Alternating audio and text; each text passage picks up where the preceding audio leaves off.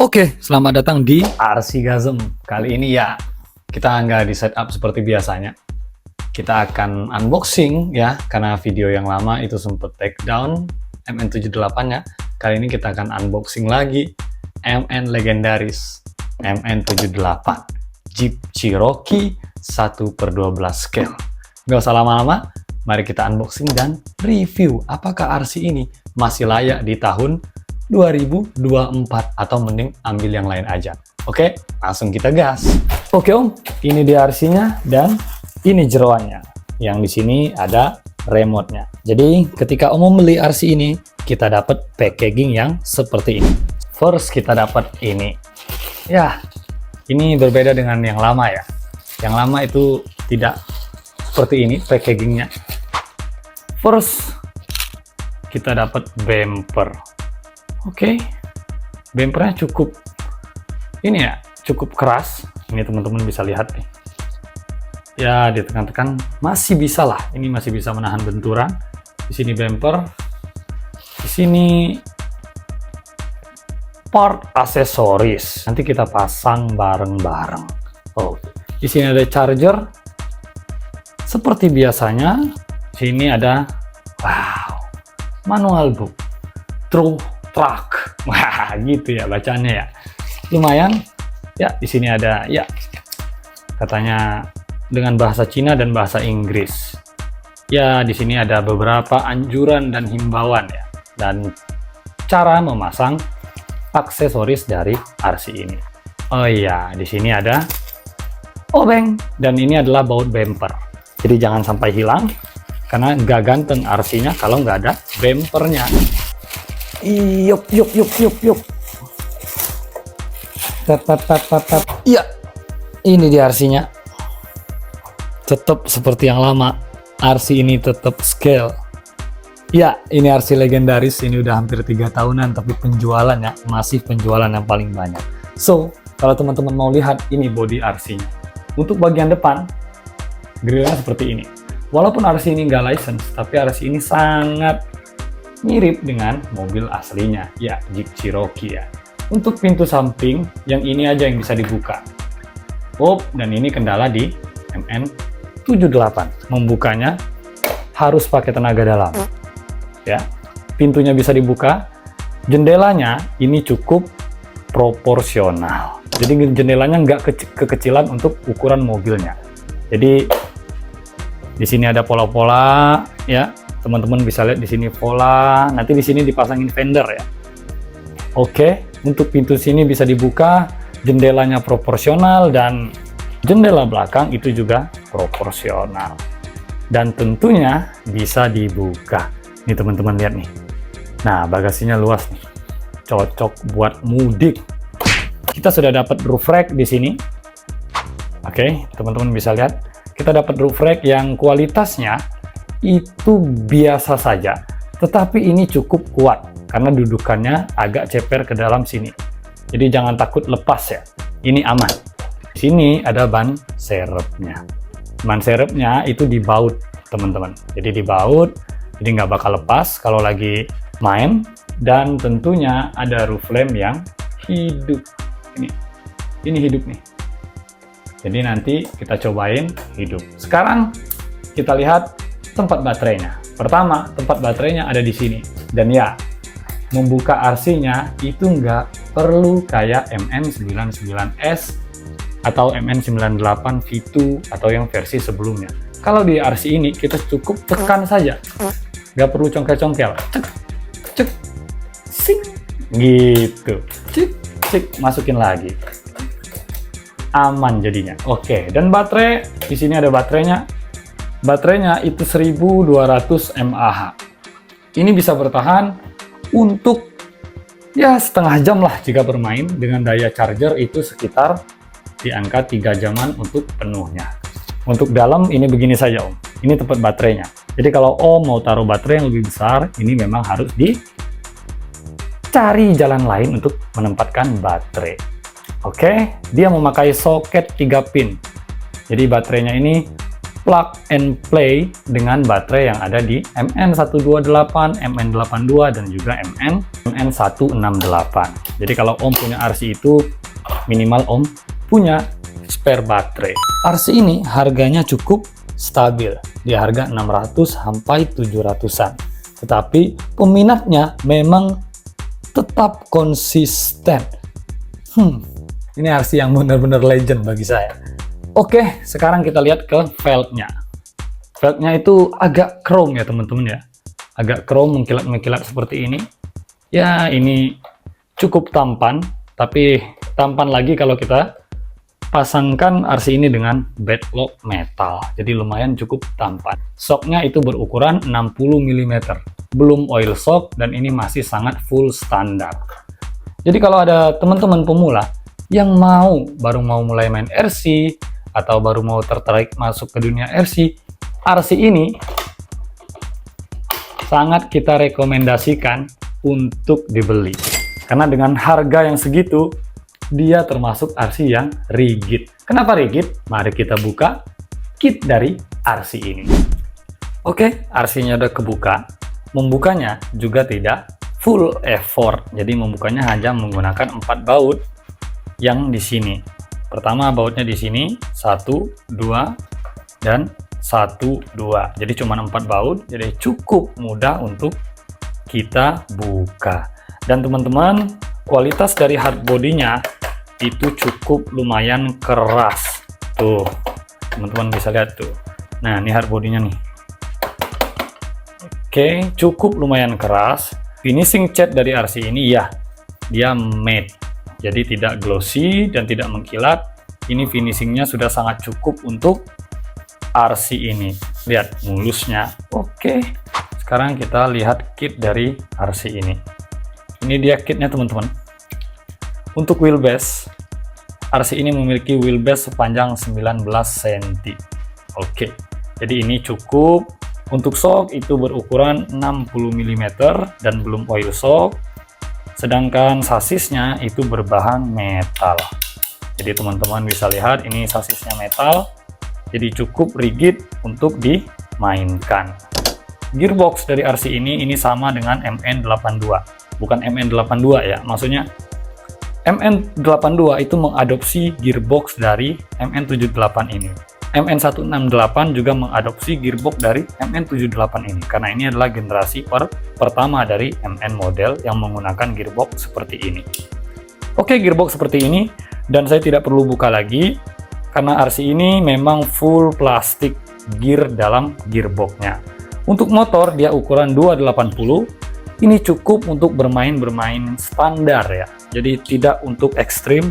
Jadi kalau ada teman-teman pemula yang baru beli, minimal ketahui kapasitas dari motornya. Jadi motornya ini masih 280 dan brushed. Nah, kita ke bagian servo. Servonya itu berukuran 17 mg. 17 gram. Jadi servonya kecil, sama dengan servo 99S V2 atau MN98 V2. Dan ini adalah kabel penghubung servo. Jadi servonya dicolokin ke sini. Oke. Untuk elektronik dia campur ya teman-teman. Jadi menjadi satu. ESC dan transmitter itu tergabung di dalam ini. Jadi kalau teman-teman mau ganti remote, teman-teman juga harus mengganti ESC. Nah, soket ini adalah untuk lampu ya teman-teman. Soket ini untuk lampu yang di depan, lampu realistic lamp yang ada lampu sein-nya. Dan ini adalah untuk baterai, sedangkan yang ini adalah untuk lampu roof lamp. So, inilah RC-nya. Tidak terlalu banyak. RC ini cukup praktis dan taktikal untuk dimainkan. Sedangkan gardan untuk teman-teman, gardannya itu covernya masih plastik, hanya saja bevelnya sudah metal. Sisanya itu masih plastik semua. Oke, untuk ukuran ban dia 60, sekitaran 60 mili, jadi cukup kecil. Ban ini sama dengan ban MN82. Untuk di bagian bawah, ini begini saja Om. Ini gardan, sedangkan ini kopel atau shaft. Shaftnya masih plastik, so jika RC ini terlalu banyak, menggunakan torsi atau teman-teman paksa, yang pertama kali bakal rusak adalah ya kopelnya. Untuk link rodnya cukup kokoh, tidak seperti link rodnya WPL yang keor-keor ya. Kalau link rod ini cukup kokoh. Jadi ini skid plate-nya, ini kopelnya, dan ini link rodnya. Begini saja RC-nya. Oke, sebelum lanjut test drive dari MN78 ini, saya mau rekomendasiin servo yang murah meriah tapi recommended, Sonic Servo. Untuk spek 30 kg-nya itu nggak sampai 200 ribuan, sudah waterproof dan metal gear, dan juga tersedia versi coreless-nya. Link pembelian kita taruh di deskripsi. Oke, mari kita jajal MN78 ini. Sebelumnya mari kita pasang baterai dan persiapkan RC-nya. Ini adalah tombol steering trim untuk meluruskan RC-nya, sedangkan ini adalah tombol untuk menghidup dan matikan lampunya. Kalau ditekan lama, RC-nya akan menghidupkan lampu hazard. Feel throttle-nya cukup responsif, tidak terlalu delay. Sedangkan tombol throttle ini adalah untuk mengganti high dan low speed dari RC ini. Sedangkan RC ini juga ketika mundur tidak memiliki lampu mundur. So, mari kita gas dan jajal RC ini.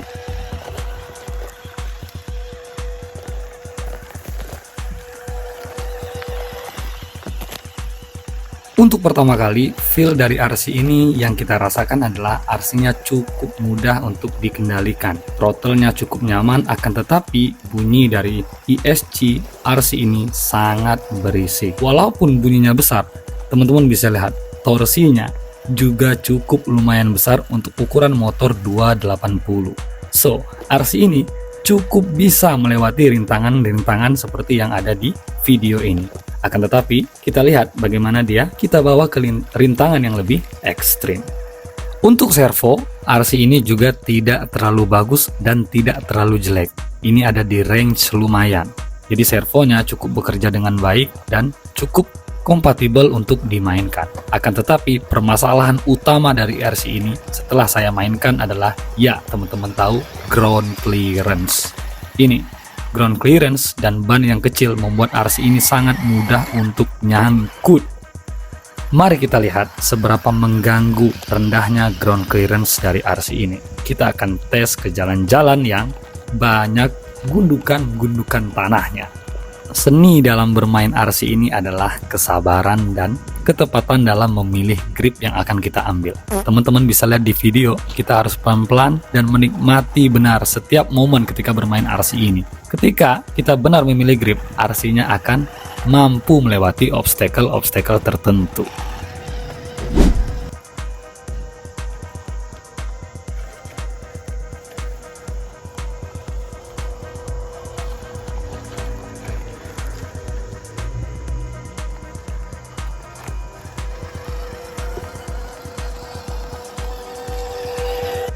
Oke, mari kita gas ke sudut yang lebih sempit dan membuat ban dari RC ini cukup terjepit. Oke, teman-teman bisa lihat RC-nya kelontang. Ground clearance dan shock adalah masalah dari RC ini. Jadi untuk meminimalisir kejadian seperti itu, teman-teman sepertinya butuh mengganti shock yang lebih lembut dan ban yang agak lebih besar, sehingga ground clearance-nya cukup meningkat. Akan tetapi ketika dalam kondisi yang terjepit seperti ini, ya lagi-lagi kesabaran dalam memainkan RC ini. RC ini sangat bisa diandalkan ketika dia memiliki grip.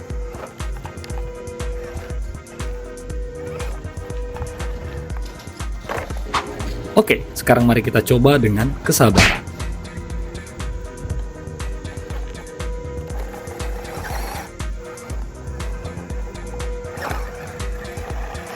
Nah, inilah yang terjadi jika kita sabar. Kita mampu melewati obstacle-nya.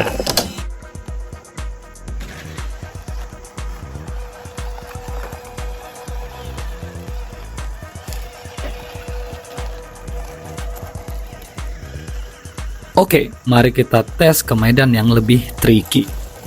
Teman-teman bisa lihat RC ini akan nyangkut lagi. Iya, ground clearance atau bonggol gardannya kali ini mengganggu pergerakan dari RC ini. Akan tetapi cukup bersabar dan bersabar, maka lanjutkan perjalanan Anda. Oke, untuk trek kali ini cukup lumayan medium untuk RC ini, karena kita harus mampu memilih grip yang benar.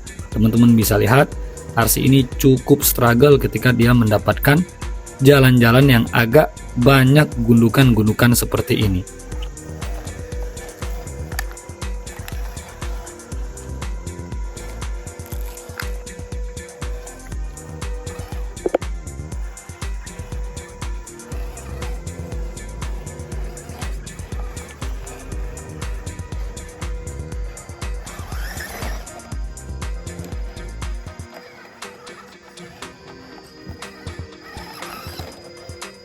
Oke, kesabaran driver mulai habis karena RC ini nyangkut terus.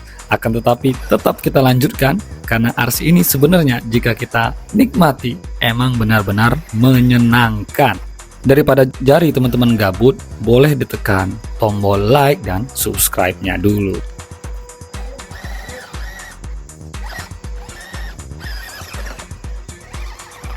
Ya, teman-teman bisa lihat nyangkut lagi. Tetap tenang, pilih ban yang bisa mendapatkan grip. Oke, sekarang mari kita lanjutkan perjalanan review yang melelahkan ini. Ayo Cherokee, ayo!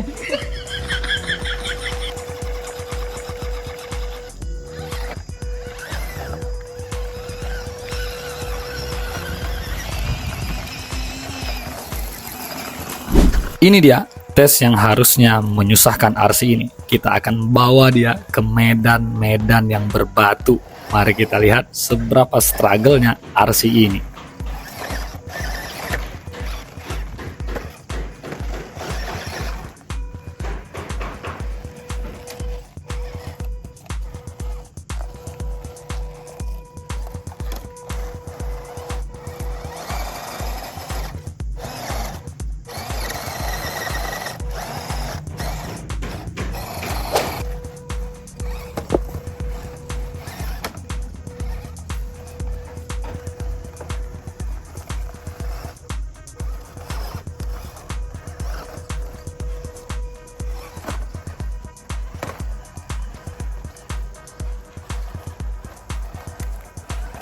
Oke, cukup struggle, tapi kita mampu melewatinya. Mari kita lanjutkan ke tantangan berikutnya.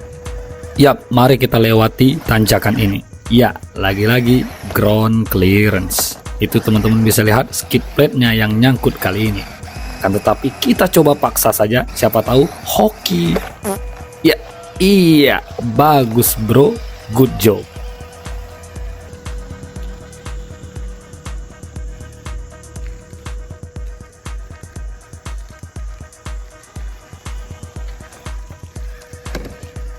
Yup, mari kita coba seberapa kencang top speed dari RC ini.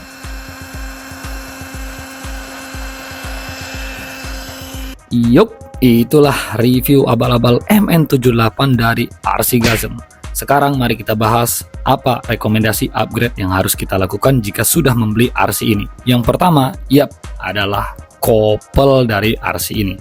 Kopelnya itu tidak akan berumur panjang, pasti akan patah kita bermain seperti yang ada di video tadi. Dan ban dan velg bedlock tentunya harus didukung dengan shock yang oil shock. So, ada kuis untuk teman-teman, tebak berapa kali RC ini nyangkut. Goodbye.